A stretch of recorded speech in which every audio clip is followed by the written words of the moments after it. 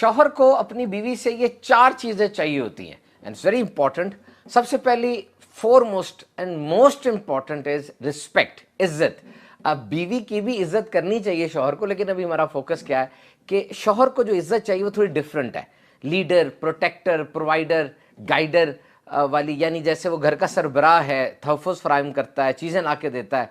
देखिए, एक तो उसको ये मनसब अता हुआ है और ये सारे काम कर भी रहा है, तो number 1 is respect and number 2 look good for him at home. घर में आप सजी संवरी रहें और थोड़ा तैयार होकर रहें।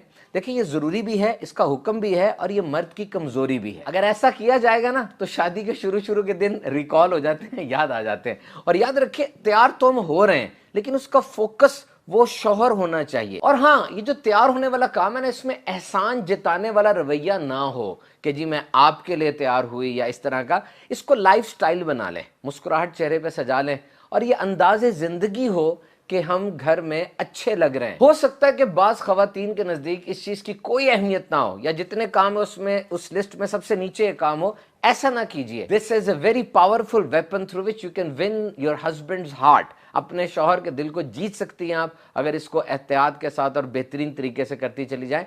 देखिए, मुफ्ती कासिम साहब ने बहुत प्यारी बात इरशाद फरमाई कि यहाँ पे शौहर के मिजाज को भी देखा जाएगा। अगर वो चाहता है कि उसकी ज़ौजा सादा रहे तो वो इस तरह से रह ले, और अगर वो चाहता है कि सजी संवरी रहे तो उसको फिर ऐसा ही अंदाज़े ज़िंदगी इख्तियार करना चाहिए। Number 3, show confidence in his abilities. अपने शौहर की हौसला अफजाई करें, ऐसे अल्फाज इस्तेमाल करें जिससे उसे जाहिर हो कि वाकई वो कुछ कर रहा है। Appreciate his efforts, his help, his tiredness. वो जो काम कर रहा है, जो मदद कर रहा है, जो थक के आता है, इस चीज़ को अप्रिशिएट करें। कभी कभार ये जुमला ज़रूर कहें कि जी वाकई आपकी मदद ना होती तो शायद मैं ये सब कुछ ना कर पाती। You can pump him up. इस तरीके से आप एक नई एनर्जी भर देती हैं अपनी शौहर के अंदर और वो बहुत अच्छे अंदाज से आपको सर्व करेगा और इन्वॉल्व होगा घर के मामला। नंबर 3, इधर की उधर उधर की इधर। यानी अब जो आपका खानदान बना, आपकी सास है, ससुर है, नंद हैं और घर के दीगर अफराद हैं, इनके बारे में बातें, इनके बारे में कोई लूज टॉक वो अपने पहले वाले घर में, जो आपके अपने सके माँ बाप हैं, बहन भाई हैं, उनके साथ ना करें। देखिए, ये चीज़ बहुत ज़्यादा ख़तरनाक होती है।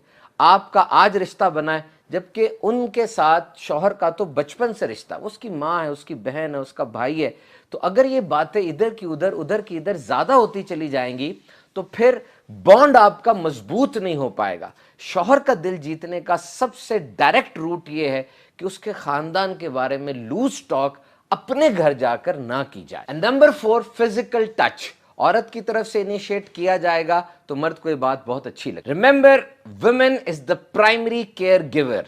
औरत घर में तहफ़्फ़ुज़ देने वाली, ख्याल रखने वाली पहली ये रुकन है घर की, क्योंकि इसके अंदर जो फितरती चीज़ें हैं ये ख्याल रखती है, अपने आप को हालात में ढाल लेती है, तकलीफ पे सब्र करती है, मिजाज में इसके नरमी होती है, जल्दी मुतासिर हो जाती है। ये चीज़ें बिल्ट इन हैं, तो इसीलिए घर के अंदर तहफ़्फ़ुज़ फराहम करना, ख्याल रखना, ये औरत की प्राइमरी रिस्पॉन्सिबिलिटी है। बच्चे भी जब घर आते हैं स्कूल कॉलेज से, आते साथ ही अम्मी जी यूं करते हैं, और बस आवाज़ सुननी होती है, दिल को सुकून आ जाता है। मर्द भी जब आता है, अपनी बीवी को देखता है और फिर उसके साथ जो लवाजमात और हाजात होती हैं उसको भी वो सुकून पहुंचाती है। So remember one thing, your husband is your project.